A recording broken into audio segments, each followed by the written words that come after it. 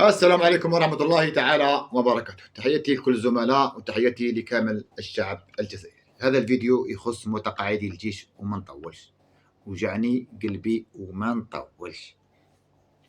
اتصلت بي أرملة متقاعد من الجيش توفى من بعد مدة تقاعد. واش تقول؟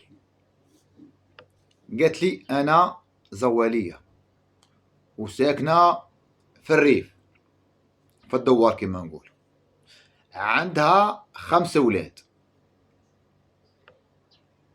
ما تعيد كي الناس، ما تاكل كي الناس، ما يلبسوا كي الناس. علاش؟ تخلص 2,500,000 بابا، 2,500,000 ما تجيبلكش اسمانة.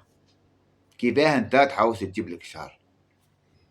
أيعقل أن 2,500,000 يعيشوا أسرة من 6 أفراد لمدة شهر؟ من المستحيل. احنا إذا هضرنا من الجهة القانونية يسمى حقها. الجهة القانونية واش يقول القانون؟ يسمى حقها. بس إذا هضرنا بالمنطق، هضرنا بالأسعار اللي في الأسواق، أقسم بالله غير مظلومة. مانيش نحكي عليها برك، نحكي على كامل أرامل متقاعدي الجيش. يا خويا، هي واش تقول؟ تقول أنا ندي 2,500,000، شيخي يدي 500 وعجوزتي تدي 500. هاي القصة. يعني حتى كيما راهم وما تكفيهمش هذيك 3,500,000. واش نقول لكم احنا؟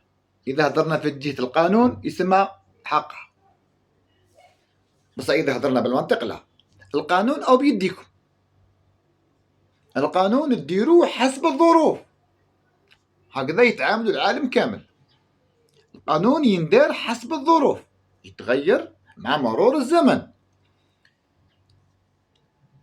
هذا إذا قلنا حقها القانوني حقها، بس إذا هضرنا في الواقع ماهوش حقها.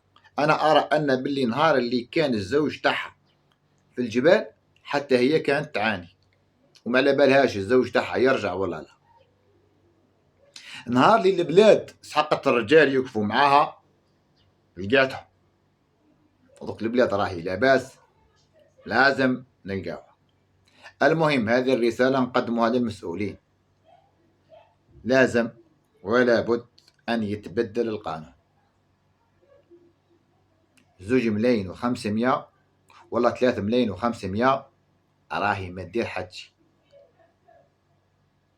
انت على بالك وانا على بالي.